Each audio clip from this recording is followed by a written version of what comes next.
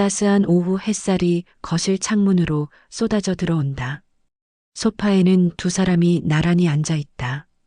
박준호, 이제 42살이 된 그는 관자놀이에 희끗희끗 흰머리가 섞여 있지만 여전히 온화한 미소를 띠고 있다. 그의 옆에는 이수진, 39살의 그녀는 여전히 카메라를 손에서 놓지 않고 있다. 두 사람의 손에는 결혼 반지가 빛나고 있다. 거실 벽면에는 10년 전 영월에서 찍은 사진들이 액자에 담겨 걸려 있다. 동강의 절벽, 단풍 든 산, 그리고 어색하게 포즈를 취한 젊은 날의 그들. 소파 앞 테이블 위에는 따뜻한 차 두 잔이 놓여 있고 낡은 사진 앨범이 펼쳐져 있다. 수진이 앨범 속 한 장면을 가리키며 웃는다. 영월 펜션 앞에서 찍은 사진이다.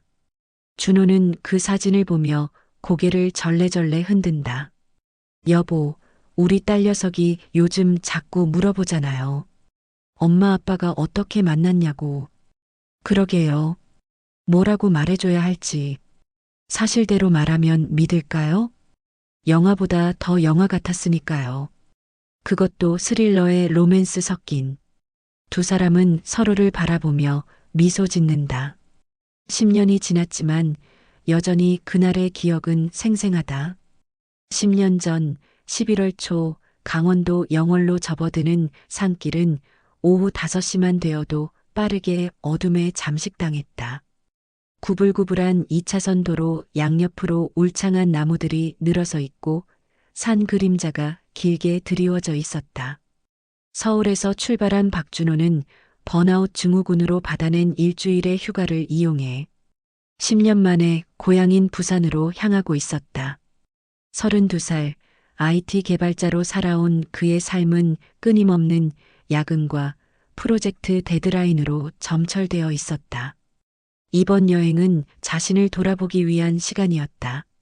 그러나 영월 외곽산길을 지나던 중 차의 계기판에 빨간 경고등이 켜지더니 엔진음이 이상해지기 시작했다. 준호는 서둘러 갓길에 차를 세웠다. 보닛을 열자 하얀 증기가 세차게 뿜어져 나왔다. 엔진 과열이었다. 손에 묻은 기름을 닦아내며 준호는 긴급 출동 서비스에 전화를 걸었다. 네, 고객님. 위치 확인했습니다. 산악 지역이라 도착까지 3, 4시간 정도 소요될 것 같습니다. 준호는 한숨을 내쉬었다. 해는 이미 산 너머로 반쯤 넘어가고 있었고 기온은 급격히 떨어지기 시작했다. 트렁크에서 점퍼를 꺼내 걸치며 주변을 둘러봤다. 인적이 전혀 없는 산길이었다. 휴대폰 신호도 간신히 한 칸 정도만 잡혔다. 30분이 지나고 1시간이 지났다. 어둠은 점점 짙어지고 준호는 차 안에서 몸을 웅크린 채 다음 방법을 고민했다. 바로 그때 멀리서 헤드라이트 불빛이 보였다. 차 한 대가 이쪽으로 다가오고 있었다. 준호는 재빨리 차에서 뛰어나와 도로 한가운데로 달려갔다. 양팔을 크게 흔들며 필사적으로 외쳤다. 저기요. 잠깐만요. 도와주세요. 차는 서서히 속도를 줄이며 준호로부터 5m 정도 떨어진 곳에 멈춰섰다. 운전석 창문이 조금씩 내려가자 20대 후반으로 보이는 여성이 경계하는 눈빛으로 그를 바라봤다. 긴 생머리에 단정한 인상의 여성이었다. 프리랜서 여행 작가이자 포토그래퍼인 이수진이었다. 그녀는 영월 동강 일대의 가을 풍경을 촬영하기 위해 서울에서 홀로 내려온 참이었다. 무슨 일이세요? 수진의 목소리는 조심스럽고 경계심이 가득했다. 준호는 자신의 차를 가리키며 급하게 설명했다. 차가 고장 나서요. 엔진이 과열됐는데 구조 서비스는 3, 4시간은 걸린다고 하고 혹시 가까운 펜션이나 마을까지만 태워주실 수 있을까요? 정말 급합니다. 수지는 준호를 위아래로 훑어보며 잠시 망설였다. 그녀의 머릿속에는 뉴스에서 본 각종 사건 사고들이 스쳐 지나갔다. 혼자 여행 중인 여성을 노린 범죄들, 친절을 가장한 접근들. 그녀는 천천히 고개를 저었다. 죄송하지만 저 혼자라서요. 낯선 분을 태우긴 좀. 준호는 수진의 입장을 충분히 이해했다. 그는 한 발 뒤로 물러서며 두 손을 들어 보였다. 아니, 이해합니다. 충분히 그러실 수 있죠. 근데 진짜 위급한 상황이에요. 보시다시피 해도 지고 여기 인적도 없고. 그러나 수지는 이미 마음을 정한 듯 했다. 창문을 더 올리며 작은 목소리로 말했다. 정말 죄송해요. 조심해서 가세요. 차는 곧 준호를 남겨둔 채 어둠 속으로 사라져갔다. 테일라이트의 붉은 불빛마저 완전히 보이지 않게 되자 준호는 깊은 한숨을 내쉬며 차로 돌아왔다. 그는 운전석에 앉아 핸들에 이마를 기댔다. 그래, 당연하지. 요즘 세상에 여자 혼자 모르는 남자를 태우는 게 말이 되나? 나라도 안 태웠을 거야. 준호는 자신을 이해시키려 애썼지만 막막한 현실은 변하지 않았다. 어둠은 이제 완전히 내려앉았고 산속 적막함만이 그를 둘러싸고 있었다. 준호는 차 안에서 스마트폰을 꺼내 간신히 잡히는 신호로 주변 숙소를 검색했다. 다행히 5km 정도 떨어진 곳에 청송제 펜션이라는 곳이 있었다. 리뷰를 대충 훑어본 후 펜션으로 전화를 걸었다. 신호가 불안정해 끊겼다. 연결되기를 반복하다가 겨우 통화가 연결됐다. 여보세요. 청송제 펜션입니다. 중년 남성의 친절한 목소리가 들려왔다. 준호는 자신의 상황을 빠르게 설명했다. 지금 영월 산길에서 차가 고장 났는데요.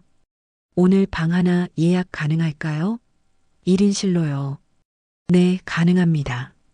성함이 어떻게 되시죠? 박준호입니다. 1시간 안에 도착할게요. 전화를 끊은 준호는 트렁크에서 작은 배낭을 꺼내 필수품만 챙겼다. 세면도구, 여벌옷, 충전기, 지갑. 차에는 경광봉을 켜두고 잠금 장치를 했다. 휴대폰 손전등을 켜고 어두운 산길을 걷기 시작했다. 11월 초 영월의 밤 공기는 차갑고 날카로웠다. 입김이 하얗게 나왔고 발소리만이 정막을 깼다. 같은 시각 이수진은 자신의 차 안에서 펜션 주소를 내비게이션에 입력하고 있었다. 아까 그 남자를 두고 온 것이 마음에 걸렸지만 자신의 안전이 우선이었다. 그녀는 SNS에 올릴 동강 사진들을 확인하며 마음을 달랬다. 오늘 촬영한 석양 풍경은 정말 아름다웠다.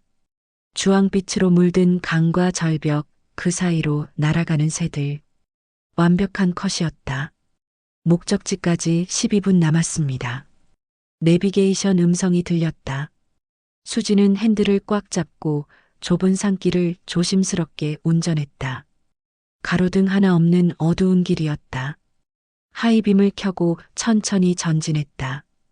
5분쯤 지났을까 도로 옆에 비상등을 켜둔 차 한 대가 보였다. 아까 그 남자의 차였다. 수지는 무의식 중에 속도를 줄였다가 다시 엑셀을 밟았다. 백미러로 차가 점점 멀어지는 것을 확인하며 그녀는 작게 중얼거렸다. 미안해요. 하지만 어쩔 수 없잖아요. 준호는 이미 30분째 걷고 있었다.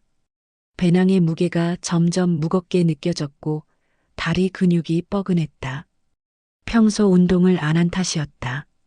손전등 불빛에 의지에 한 걸음 한 걸음 나아갔다. 가끔씩 뒤에서 차가 지나가면 잠시 멈춰서서 비켜섰다. 40분이 지나고 50분이 지났을 때 저 멀리 불빛들이 보이기 시작했다. 펜션 건물이었다. 준호는 남은 힘을 다해 걸음을 재촉했다. 수지는 준호보다 20분 먼저 펜션 근처에 도착했다. 그러나 그녀는 바로 들어가지 않고 차를 펜션에서 조금 떨어진 주차 공간에 세워두었다. 카메라를 꺼내 밤하늘을 몇 장 찍었다. 별이 쏟아질 듯 많았다. 서울에서는 절대 볼 수 없는 풍경이었다. 그녀는 삼각대를 설치하고 장노출로 은하수를 담기 시작했다. 시간이 흐르는 것도 잊은 채 한편 준호는 드디어 펜션 입구에 도착했다. 1시간 30분의 도보 여정이었다. 이마와 등에는 땀이 흥건했고 숨이 거칠게 나왔다. 그는 잠시 펜션 앞에서 숨을 고르고 옷매를 다듬은 뒤 현관문을 열고 들어섰다. 펜션 로비는 따뜻하고 아늑했다. 원목 인테리어에 은은한 조명, 한쪽에는 장작 난로가 타오르고 있었다. 카운터 뒤에는 40대 중반으로 보이는 남자가 친절한 미소를 지으며 서 있었다. 펜션 주인 김태수였다. 그는 땀을 흘리며 들어온 준호를 보자 걱정스러운 표정을 지었다. 어서 오세요. 전화 주신 손님이시죠? 많이 힘드셨겠어요. 준호는 배낭을 내려놓으며 고개를 끄덕였다. 이마에 땀을 닦으며 숨을 고르는 그의 모습에서 긴 도보의 피로가 역력했다. 네, 박준호입니다. 걸어오느라 좀 늦었네요. 김태수는 수건과 생수를 건네주며 따뜻하게 맞이했다. 그의 태도는 지극히 친절하고 배려심 있어 보였다. 고생하셨어요. 산길을 걸어오시다니. 방은 2층 201호로 준비해뒀습니다. 트윈룸이에요. 조식은 8시부터 제공되고요. 김태수가 방키를 건네는 순간 펜션 입구 문이 열리는 소리가 들렸다. 준호는 무심코 고개를 돌렸다. 그리고 그 자리에서 얼어붙었다. 문을 열고 들어온 사람은 몇 시간 전 자신을 거절했던 바로 그 여자였다. 카메라를 목에 걸고 배낭을 맨 이수진이었다. 그녀 역시 준호를 발견하고는 눈이 휘둥그레졌다. 아까 그분. 수진의 목소리는 당황스러움으로 가득했다. 얼굴이 순식간에 빨개졌다. 준호는 피식 웃음을 지으며 말했다. 그의 미소에는 약간의 장난기가 섞여 있었다. 또 만나네요. 세상 참 좁죠? 수진은 민망한 표정을 감추지 못한 채 시선을 피했다. 몇 시간 전 자신이 냉정하게 거절했던 그 남자를 이곳에서 다시 마주칠 줄은 상상도 못했다. 그것도 펜션에서. 그녀는 애써 침착함을 유지하며 카운터로 다가갔다. 준호와 눈을 마주치지 않으려 애쓰며 김태수에게 말했다. 저, 방 하나 주세요. 1인실로요. 김태수는 컴퓨터 화면을 확인하더니 안타까운 표정을 지었다. 고개를 저으며 미안하다는 듯 말했다. 정말 죄송합니다만. 마침 마지막 방을 이 손님께서 예약하셨어요. 주말이라 다른 방은 모두 찼고요. 예약이 꽉 차 있어서. 수진의 얼굴이 순식간에 창백해졌다. 그녀는 주변을 둘러봤지만 대안이 보이지 않았다. 다른 펜션을 찾자니 이미 밤이 깊었고 또다시 어두운 산길을 운전하는 것도 두려웠다. 준호는 잠시 고민하는 표정을 짓더니 김태수에게 물었다. 제 방에 침대가 2개 있나요? 김태수가 고개를 끄덕였다. 네, 트윈룸으로 드렸습니다. 침대 2개 있어요. 준호는 수진을 보며 살짝 농담 섞인 말투로 말했다. 오후에 당한 거절에 대한 작은 복수라도 하듯 그의 입꼬리가 살짝 올라갔다. 아가씨가 정중히 부탁하시면 한번 생각해 볼게요. 수진의 얼굴이 더욱 빨개졌다. 자존심이 상했지만 상황이 급박했다. 그러나 그녀는 여전히 경계심을 버릴 수 없었다. 고개를 저으며 단호하게 말했다. 됐어요. 차에서 잘 거니까 신경 쓰지 마세요. 준호는 더 이상 장난을 치지 않았다. 진지한 표정으로 말했다. 이 근처 다른 펜션은 차로 30분은 더 가야 해요. 이 시간에 산길 운전은 위험하고. 하지만 수지는 이미 문 쪽으로 향하고 있었다. 그녀의 뒷모습에서 불안함과 고집이 동시에 느껴졌다. 바로 그때 김태수가 걱정스러운 목소리로 끼어들었다. 아가씨, 밤에 차에서 주무시는 건 정말 위험해요. 이 근처는 야생동물도 나오고 기온도 영하로 떨어지거든요.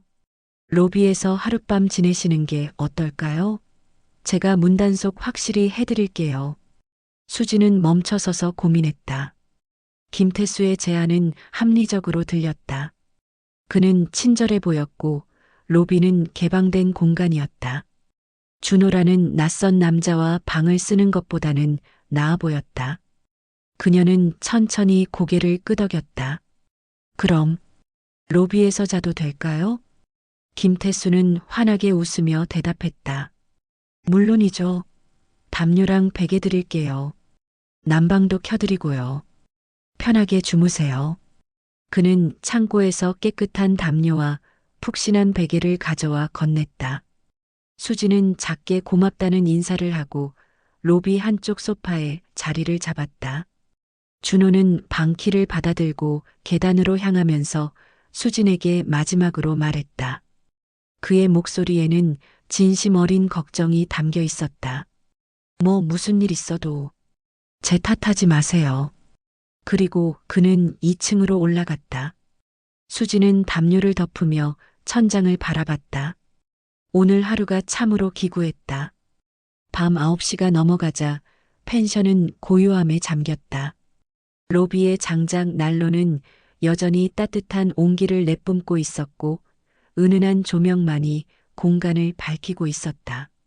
수지는 소파에 누워 담요를 목까지 끌어올렸다.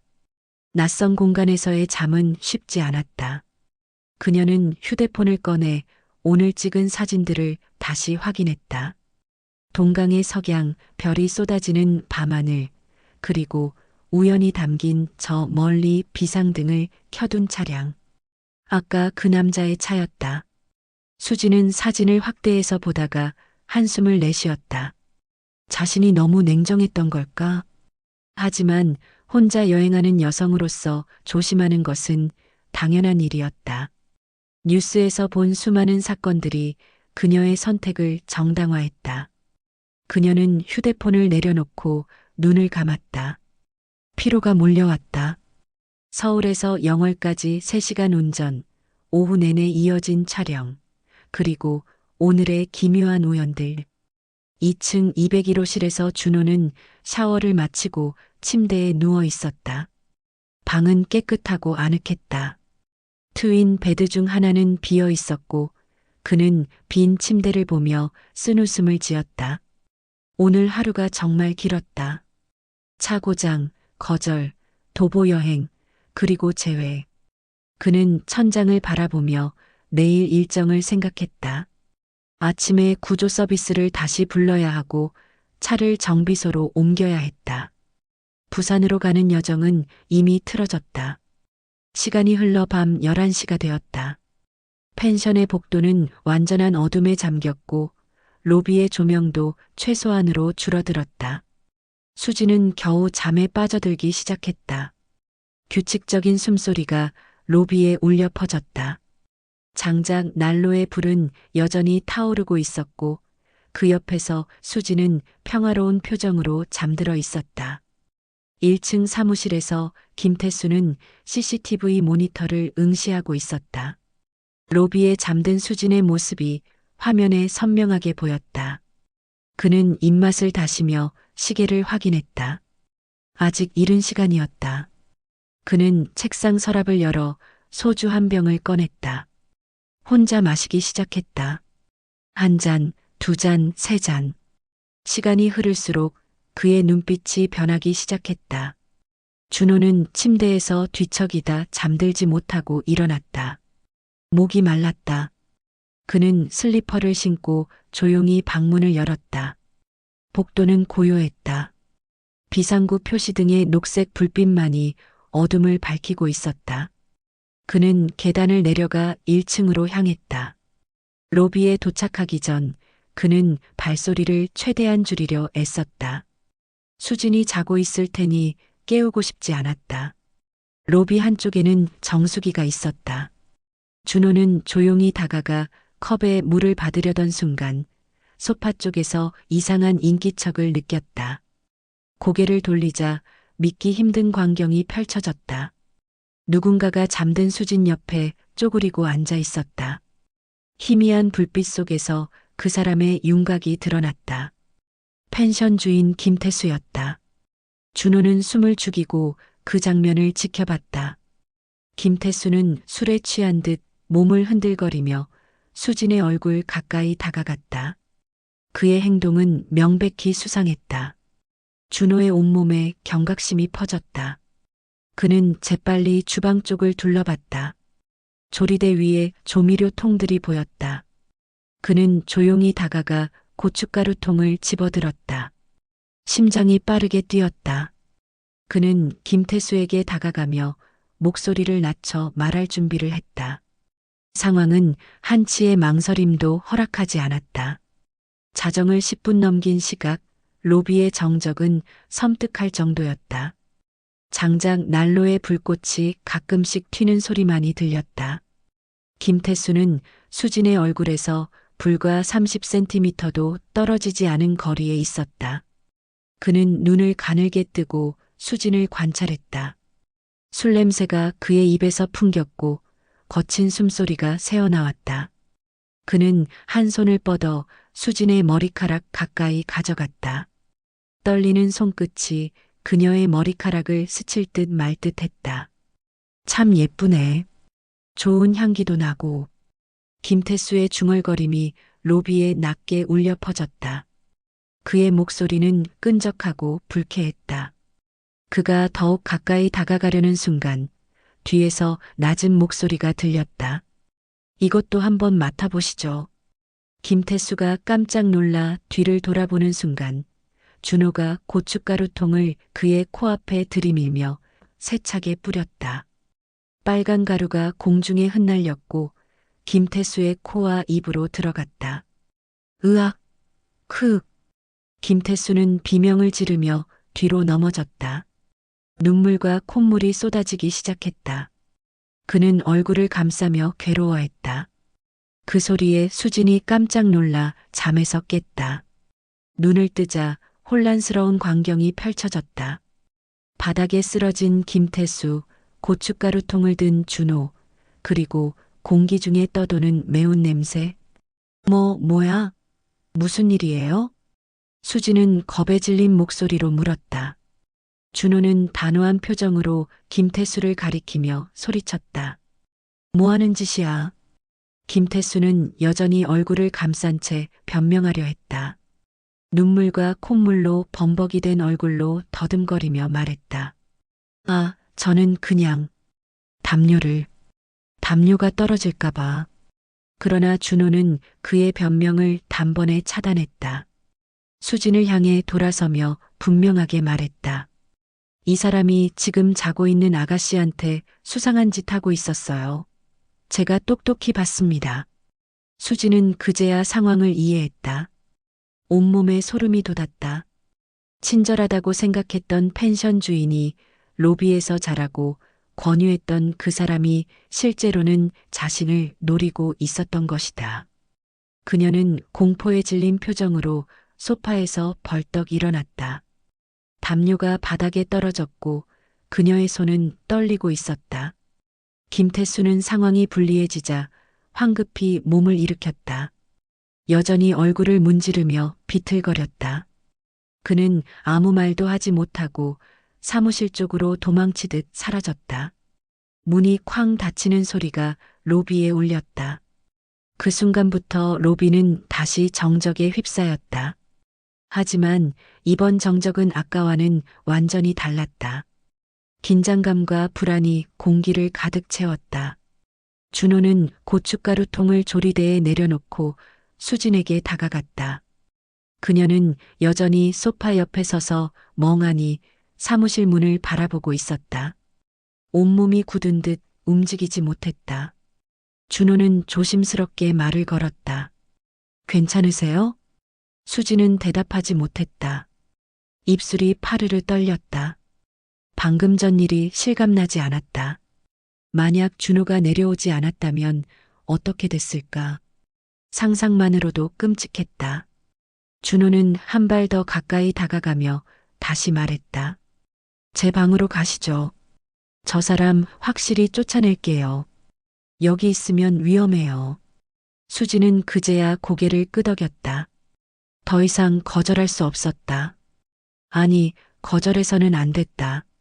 자신이 경계했던 준호가 오히려 자신을 구해준 것이다. 그녀는 떨리는 목소리로 겨우 말했다. 고마워요. 정말로. 준호는 수진의 배낭과 카메라를 챙겨주었다.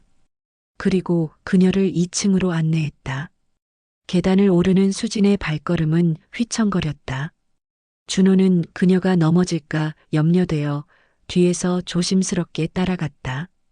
복도를 지나 201호실 문을 열었다. 방 안은 따뜻했고 안전해 보였다. 수진은 방 안으로 들어서자 다리에 힘이 풀렸다. 준호는 방문을 잠그고 체인까지 걸었다. 그리고 의자 하나를 가져와 문 앞에 놓았다.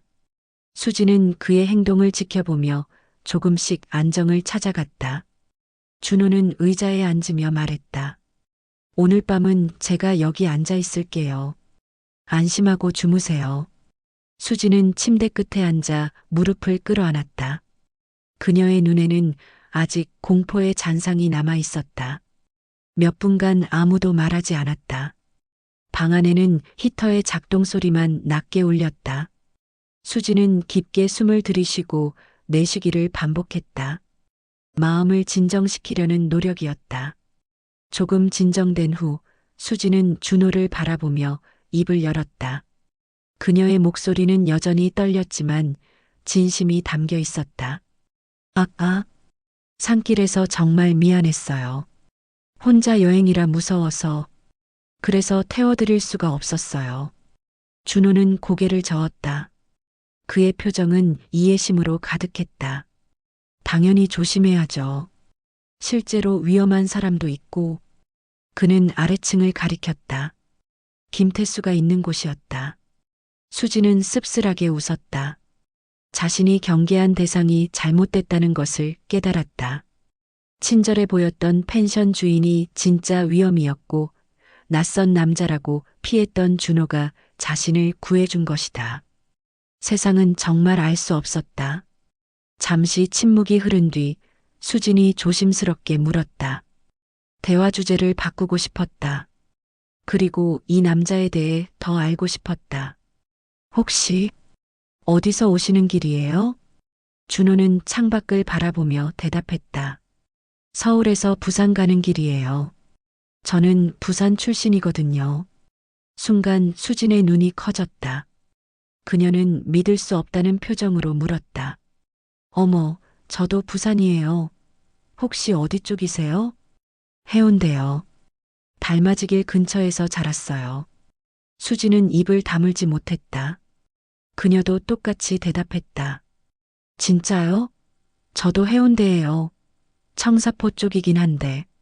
완전 가까운 동네네요. 두 사람은 서로를 바라보며 놀란 표정을 지었다. 같은 고향, 그것도 같은 동네 출신이라는 놀라운 우연. 영월 산골에서 그것도 이런 상황에서 만났다는 것이 믿기지 않았다. 긴장감이 조금씩 풀리면서 그들은 웃음을 터뜨렸다. 처음으로 편안한 분위기가 형성되기 시작했다. 해운대 어느 학교 다니셨어요? 수진이 물었다. 해운중, 해운고 나왔어요. 아, 그런데 10년 전에 서울 올라왔으니까 동네 많이 바뀌었겠죠? 맞아요. 요즘 달맞이길 카페들 엄청 생겼어요. 예전이랑 완전 달라요. 두 사람은 고향 이야기를 나누기 시작했다. 어릴 적 뛰놀던 해변, 자주 가던 맛집, 여름밤 불꽃놀이, 공통의 기억들이 쏟아져 나왔다. 서울에서의 생활 이야기도 나눴다. 준호의 IT 회사 생활, 수진의 프리랜서 작가 일상, 각자의 번아웃과 이번 여행의 이유까지. 시간이 흐르는 줄도 몰랐다. 내일 제 차견인해야 하는데 구조 서비스 부르면 또 시간 오래 걸릴 것 같아요. 준호가 걱정스럽게 말했다. 수지는 주저없이 대답했다. 제가 견인해 드릴게요. 제 차에 견인 로프 있어요. 여행 다니면서 준비해 둔 거예요. 정말요? 근데 제가 아까 수지는 손을 저으며 말을 끊었다. 그건 잊어요. 오히려 제가 도움 받았잖아요. 낮에 그렇게 거절해 놓고 정말 부끄러워요. 준호는 따뜻하게 미소 지었다.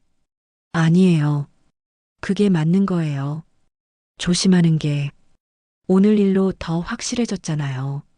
수진도 미소를 지었다. 처음으로 마음이 편해졌다. 이 사람은 정말 좋은 사람이었다. 그녀는 장난스럽게 물었다. 혹시 코 엄청 고세요? 준호가 웃으며 자신 있게 대답했다. 아니요, 안 골아요. 저 조용히 자요. 다행이다. 저 콧골이 소리 못 참거든요. 두 사람은 웃음을 나눴다. 수지는 침대에 누웠고 준호는 의자에 앉아 있었다. 방 안의 분위기는 완전히 달라져 있었다. 불과 1시간 전의 공포는 사라지고 따뜻한 안정감이 자리 잡았다. 하지만 30분쯤 지나자 방 안에 규칙적인 소리가 울려 퍼지기 시작했다. 드르렁, 쿨, 드르렁. 수진의 코 고는 소리였다. 준호는 웃음을 참으며 고개를 저었다. 아까 저렇게 자신 있게 물어봤는데 정작 코를 고는 사람은 본인이었다. 그는 조용히 일어나 수진에게 담요를 덮어주었다. 그리고 다시 의자에 앉아 긴 밤을 지샜다. 새벽 6시 희미한 햇살이 커튼 사이로 스며들었다. 수진이 가장 먼저 눈을 떴다. 처음에는 어디인지 몰라 당황했지만 곧 어젯밤 일들이 떠올랐다. 그녀는 조심스럽게 몸을 일으켰다. 문 앞 의자에는 준호가 앉은 채로 잠들어 있었다. 고개가 옆으로 기울어져 있고 얼굴에는 피곤함이 역력했다. 밤새 그렇게 앉아서 자신을 지켜준 것이다. 수지는 가슴이 먹먹해졌다. 미안함과 고마움이 동시에 밀려왔다. 그녀는 최대한 소리를 내지 않으려 조심하며 카메라와 배낭을 챙겼다. 준호를 깨우고 싶지 않았다. 너무 피곤해 보였기 때문이다. 그녀는 쪽지라도 남기려 했지만 메모지가 없었다. 대신 휴대폰 메모장에 적었다. 나중에 전화번호 꼭 물어봐야지. 방문을 열 때 삐걱 소리가 났지만 준호는 깊은 잠에 빠져 있었다. 수지는 복도로 나와 조용히 문을 닫았다. 1층으로 내려가는 길, 그녀는 사무실 쪽을 경계하며 빠르게 걸었다. 다행히 김태수는 보이지 않았다. 카운터에는 아무도 없었다. 그녀는 재빨리 펜션을 빠져나왔다. 밖은 쌀쌀했지만 공기가 상쾌했다. 수지는 깊게 숨을 들이쉬었다. 그리고 자신의 차로 향했다. 엔진을 켜고 근처 편의점을 검색했다. 3km 정도 떨어진 곳에 하나 있었다. 그녀는 그곳으로 차를 몰았다. 김밥, 삼각김밥, 따뜻한 커피를 샀다. 준호 목까지 2세트를 준비했다. 한편 준호는 30분 뒤 눈을 떴다. 목이 뻐근했다. 의자에서 잔 탓이었다. 그는 몸을 펴며 주변을 둘러봤다. 침대는 비어 있었다. 담요는 깔끔하게 정리되어 있었고 수진의 짐도 모두 사라져 있었다. 그는 당황해서 벌떡 일어났다. 수진 씨? 대답이 없었다. 화장실 문도 열려 있었다. 방에는 아무도 없었다. 준호는 급히 세수를 하고 1층으로 내려갔다. 로비는 텅 비어 있었다.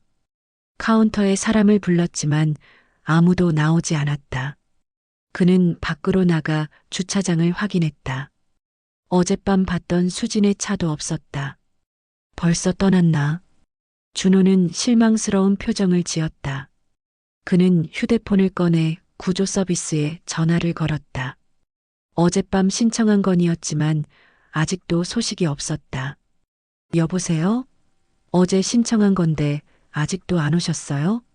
벌써 12시간이 넘었는데. 죄송합니다, 고객님.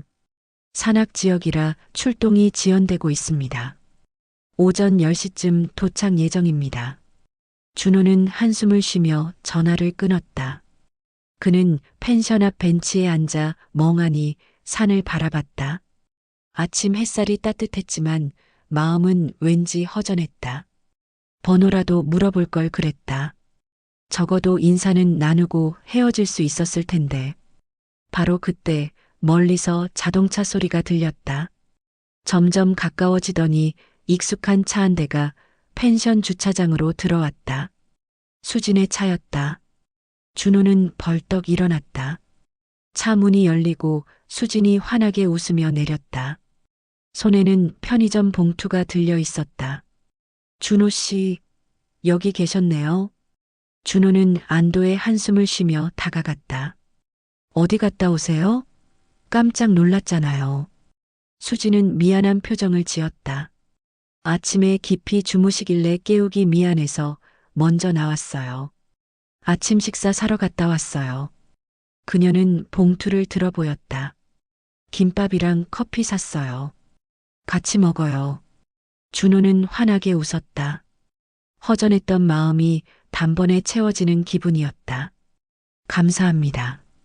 저 엄청 배고팠는데. 두 사람은 펜션 앞 테이블에 앉아 아침을 먹기 시작했다. 따뜻한 커피와 김밥이 새벽 공기와 잘 어울렸다. 수진이 물었다. 차는 어떻게 하실 거예요? 구조 서비스가 10시쯤 온대요. 근데 정비소까지 견인하면 시간도 오래 걸리고. 수진이 말을 끊었다. 제가 견인해 드릴게요. 그리고 그녀는 잠시 망설이다 말을 이었다. 차 견인하고 같이 동강 구경이나 갈까요? 어제 사진 찍으러 왔는데 혼자 찍기 좀 그렇더라고요.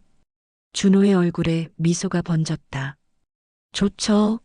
제 관광 일정도 망가진 김에 사진도 많이 찍어주세요. 그럼 당연하죠. 두 사람은 웃으며 커피를 마셨다. 어젯밤의 공포는 이제 먼 이야기처럼 느껴졌다. 따뜻한 아침 햇살 아래 새로운 하루가 시작되고 있었다. 오전 8시 수진의 차는 준호의 고장난 차가 있는 곳으로 향했다. 산길을 달리는 동안 두 사람은 계속 대화를 나눴다. 어제의 어색함은 완전히 사라졌다. 마치 오래 알고 지낸 친구처럼 편안했다. 도로 옆에 비상등을 켜둔 준호의 차가 보였다. 수지는 그 앞에 차를 세우고 트렁크에서 견인 로프를 꺼냈다.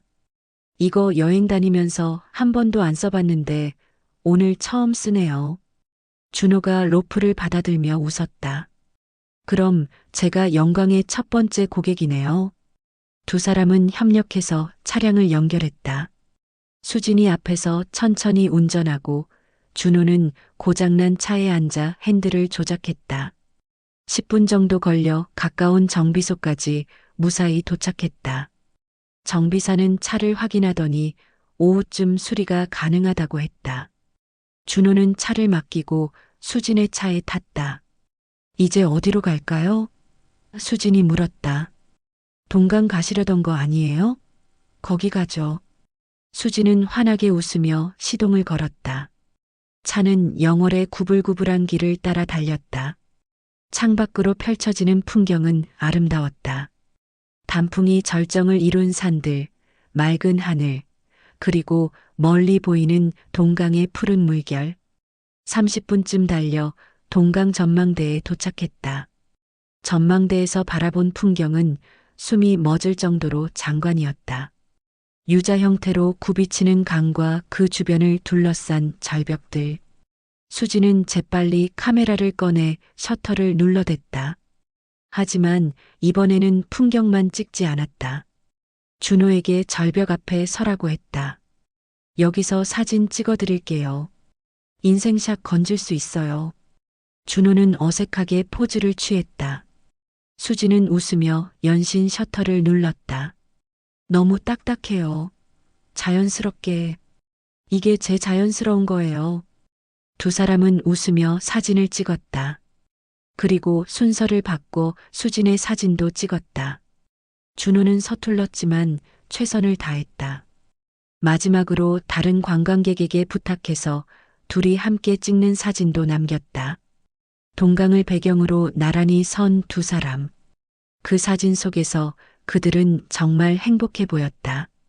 점심시간이 되자 근처 식당에서 올갱이국을 먹었다. 영월의 토속 음식이었다. 수진이 말했다. 어제 일 정말 무서웠는데 준호 씨가 아니었으면 어떻게 됐을지 몰라요. 준호는 국을 한 숟갈 뜨며 대답했다. 괜찮아요. 다 지나간 일이에요. 그보다 우리 같은 동네 출신인 게 더 신기하지 않아요? 진짜 운명인가 봐요. 수진이 수줍게 웃었다.